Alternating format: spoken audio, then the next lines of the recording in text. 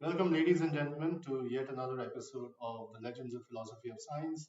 You're watching my podcast. I'm Arup K, Chatterjee, and I'm joined here with my friend and colleague, Dr. Sudip Patra. Sudip, how have you been? Hello. Yeah, it is a great thing to meet again. I think that last time we were discussing on Einstein, Pauli, and Jung.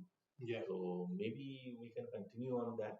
absolutely. So we started as a kind of a review or an extended discussion, ripping off on the review of Kieran Fox's new book, which is a spiritual biography of Einstein titled "I'm Part of Infinity," and I touched on Einstein's spiritual ideology, which was his belief in Baruch, Spinoza's God. So Spinoza's God can be a somewhat ambiguous or an ambivalent phrase.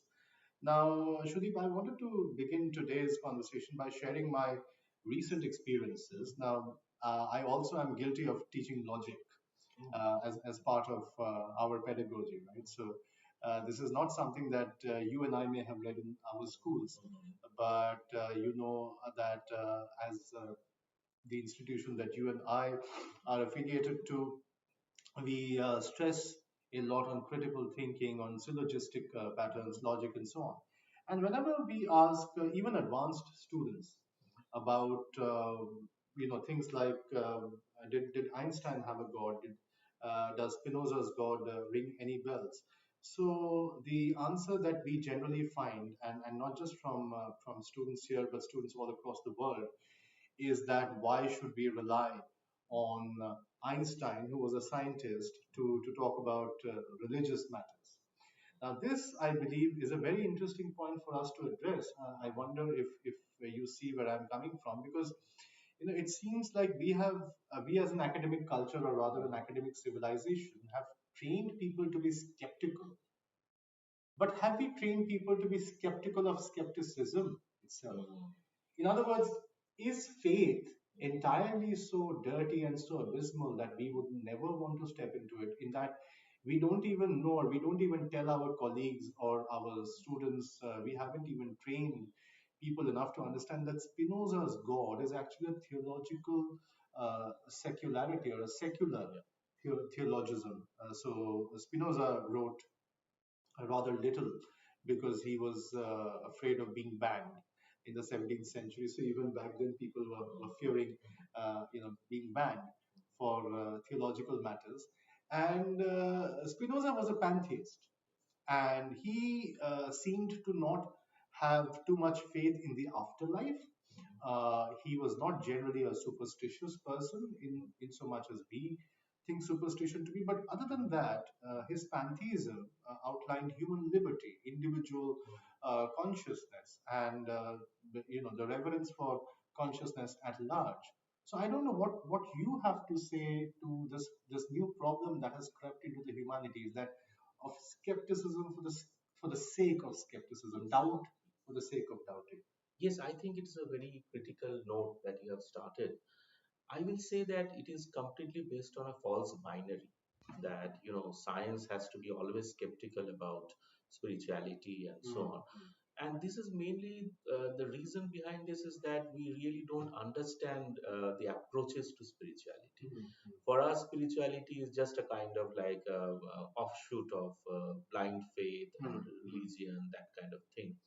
Now, Einstein being a genius and many others like him, they have outgrown that. So they understood that it is a false binary. mm, And also, I will say that going back to the history of enlightenment, I was just reading a very interesting brief introduction to scientific revolutions in Europe. mm, If you go back to early 1500 or that kind of a period, uh, at that time there was not much stark differentiation between scientific temperament and spirituality and all that.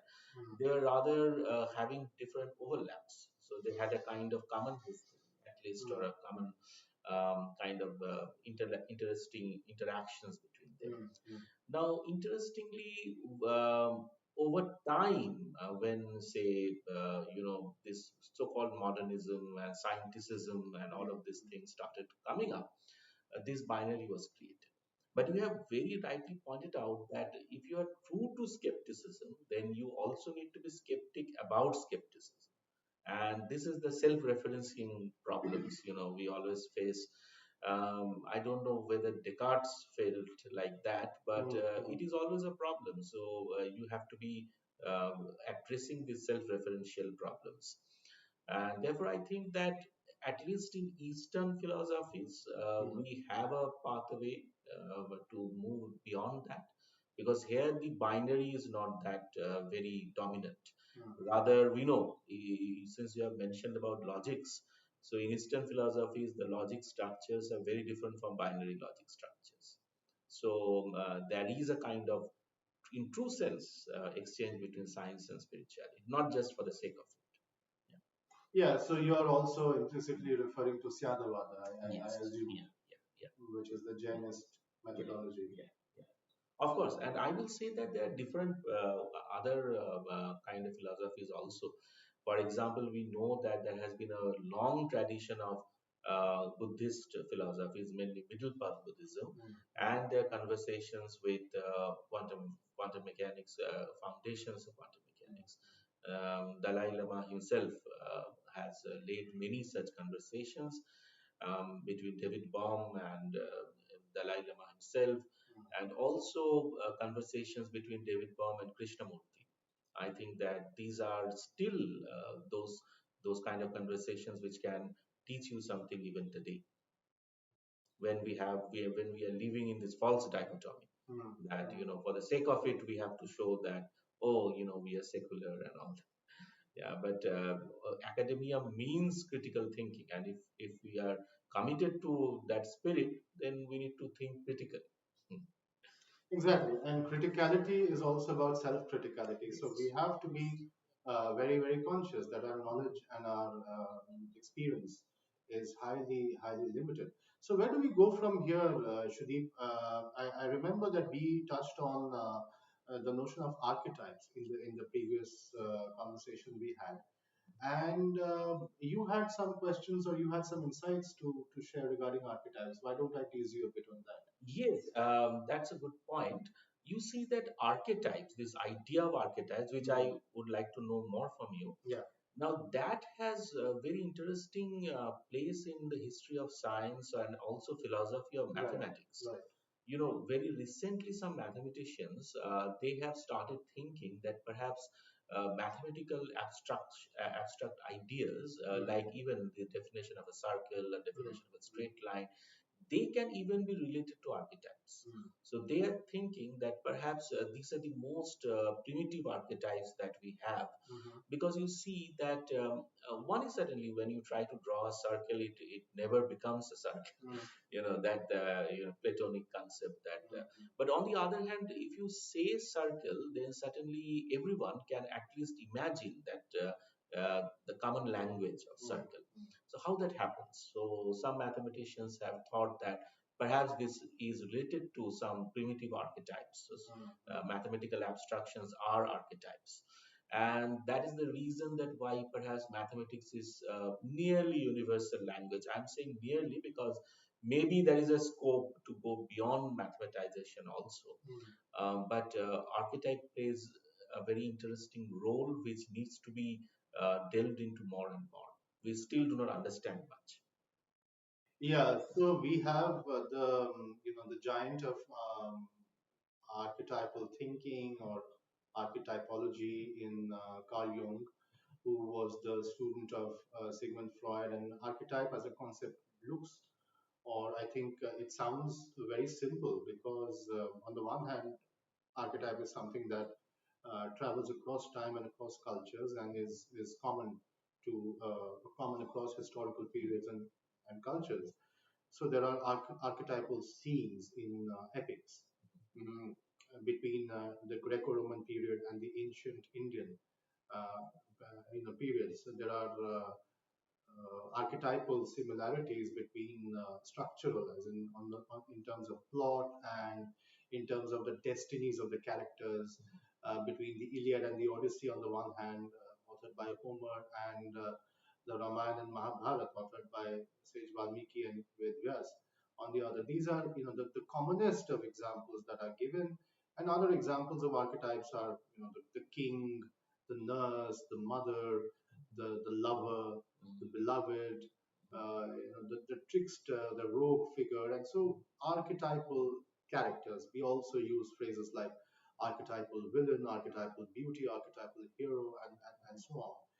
And I think people at large who have recognized, who have had anything to do with archetypes on a surface level, have felt sufficiently tired of hearing these stock examples. But I think archetypes go far deeper than that. In fact, Rupert Sheldrake, while writing about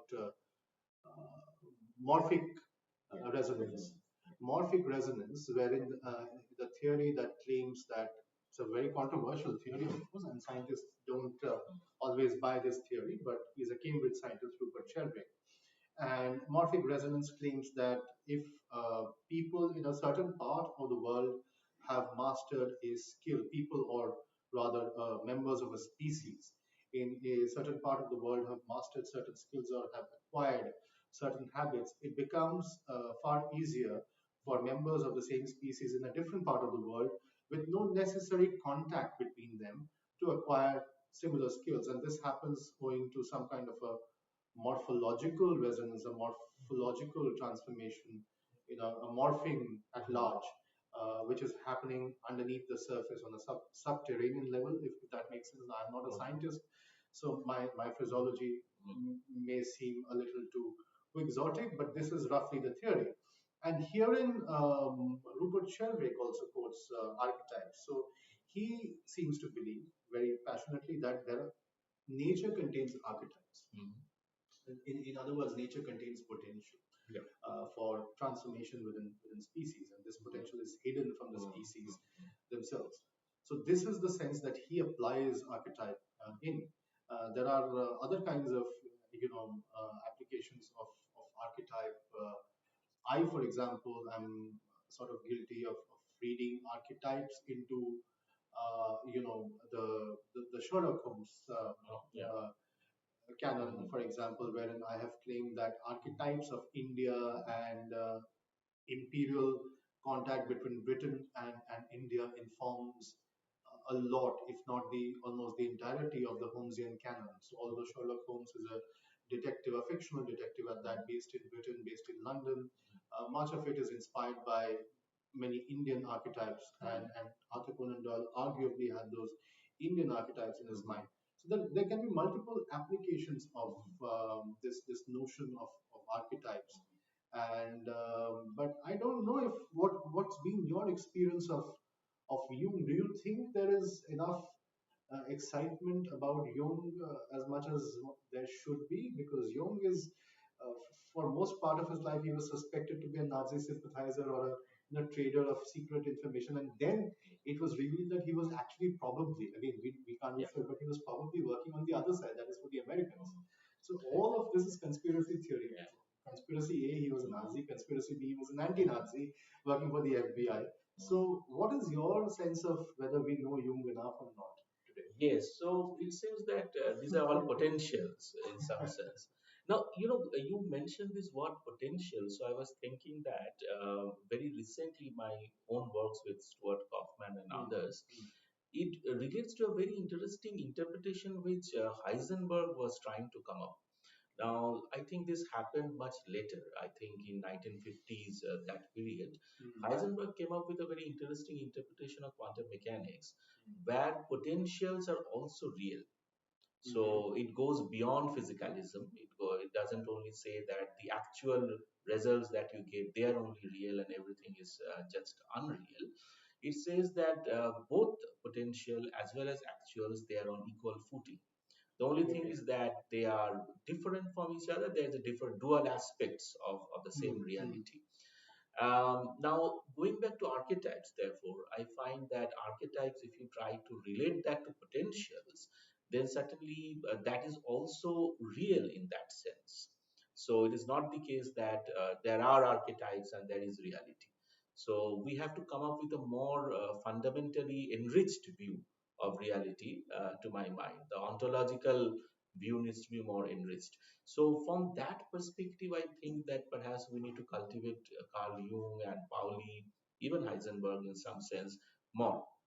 You see that nowadays, I will say that there is a surge of interest in foundations of quantum mechanics after a long time, because there was a particular culture of silence and culture of shut up and calculate for a long period of time. That itself is a very interesting phase in the history of science. But then slowly people are going back to the roots. They are slowly going back to foundations. And therefore, I find that there is enough scope of cultivating Carl Jung and his relations with Pauli, and to investigate that seriously from a modern lens. Some philosophers are doing that, and currently, perhaps you know that I'm working on a book with Menas Kafatos, where also we can refer to this particular literature. So I think it is good that you are bringing up these points. Very interesting. Now, is there a kind of a, let's say, silence on the involvement of Indian scientists, particularly scientists from within and around Bengal? And I don't mean to be Bengal centric. We are already, starkly guilty of being born as Bengalis. But so it's not, my question is not about Bengal as much as a just a geographical, quirk of history, as it were. So, is there a kind of a silence on Indian scientists, their findings, their lives, their discussions, their obsessions from the 1920s, 30s? Do you think so? Yes, I grant you that there is a from where we see these non-scientists in the non-scientist perspective, that there seems to be a hierarchy between the guys who calculate better and the guys who philosophize. So Yes. the latter are considered to be inferior sometimes. But is there also a silence about Indian scientists who were working in the interwar period between the two wars, the Great War and the Second World War? And I mean, can you name examples? I know we've talked about Satyam Bose before as well. So, would you like revisiting Yes. that? And why is there this silence? Well, definitely that relates to the very complex colonial history. There is no doubt about that, and not only in India, around the world.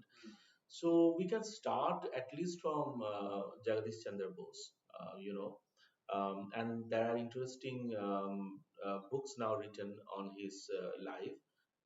Not always professional historians. I think that's still unfortunate that historians of science are not really taking up these matters that seriously, but certainly by other scientists who are interested in history of science. So I have read a couple of books. I think we have discussed that earlier also. Yeah. One book is named as Unsung Genius, by Dr. Kunal Bose, and he's also a scientist. So if you go through those books, you will find that it was basically various kind of barriers which they faced in the colonial period. And also another very interesting thing was that Acharya Jagadish Chandra Bose, or suddenly later Satyam Bose, I will come back to, they were also very good philosophers. So they were not simply calculating machines. So they were not simply, rather, Jagadish Chandra Bose really didn't believe much in kind of only calculating and all that. Certainly, he was a great experimentalist. There is no doubt about that. But at the same time, his philosophy was very related to what we were talking about, Spinoza and Einstein. So he was very much into this philosophy of Brahman, as in Advaita Vedanta. And that is the reason that both his works in physiology of plants as well as in physics, they were based on this idea that the same consciousness or the same spirit or whatever you say, same reality encompasses everything. So it is not that there is a physical world outside the mental world and so on. This mind, Cartesian duality. So they didn't really believe in that. So because they were very much motivated by the Indian knowledge systems.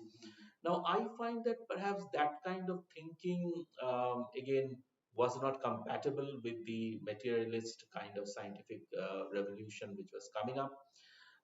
And going back to Satyam Bose, now I will say that you see, you take up any particular book on quantum mechanics, history of quantum mechanics, you mainly find that there are two phases given there. One is the phase of 1920s, where we have Max Planck, where Einstein himself, then Ehrenfest, and various other great names who were like early contributors to quantum theory, as it was called, or early quantum physics, when the concept of quanta, photon, photoelectric effect, etc., they were conceptualized. And then you have an abrupt jump to 1925 when Heisenberg writes his first paper in Helgoland.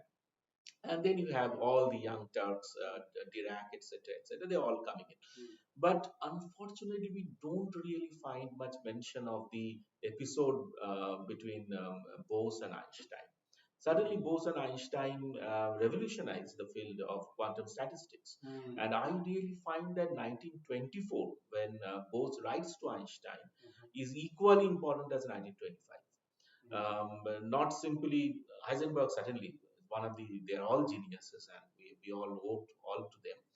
But certainly when Bose writes to Einstein, if you read their original papers, original conversations, they were equally philosophical rather than only computational and mathematical. For example, ways of counting states in quantum statistics, where we have the concept of indistinguishability. That is so philosophical, and that is even today is, need to go deep into that. And philosophers debate a lot on that. What is the meaning of indistinguishability at all? And Bose had that courage to kind of come up with this idea and say that no, let's imagine this and continue with that. That itself is a big breakthrough. What is the meaning of physical indistinguishability? That if you have two red balls and you say that these two red balls are actually indistinguishable, so if you swap their position, the configuration doesn't change. So that is a crazy idea, but he had that guts to say that okay, propose this. So unfortunately, these things are not really given due respect, as far as I see. But that is why we have legends of philosophy of science, and that is why we are holding these conversations, Shudeep, you and I. And I think it takes, if it's not too much of self applause, Shudeep, I think it takes a little bit of, let's say, courage might be an overstatement, but it does take a little bit of, eccentricity on yours and my part to continue having these conversations, and we shall, we will not stop here, and we have plenty of things to discuss up our sleeves. Shouldn't time the old enemy is knocking at our doorsteps again, but we must meet, and we must meet very soon. And thank you very much, dear audience, for joining us once again. I am Arup K. Chatterjee signing off, and I hope to see you very soon on my podcast. And I hope to be joined by you on Legends of the Philosophy of Science with Shudeep and I. So until Thank you. next time, thank you. Thank you. Bye.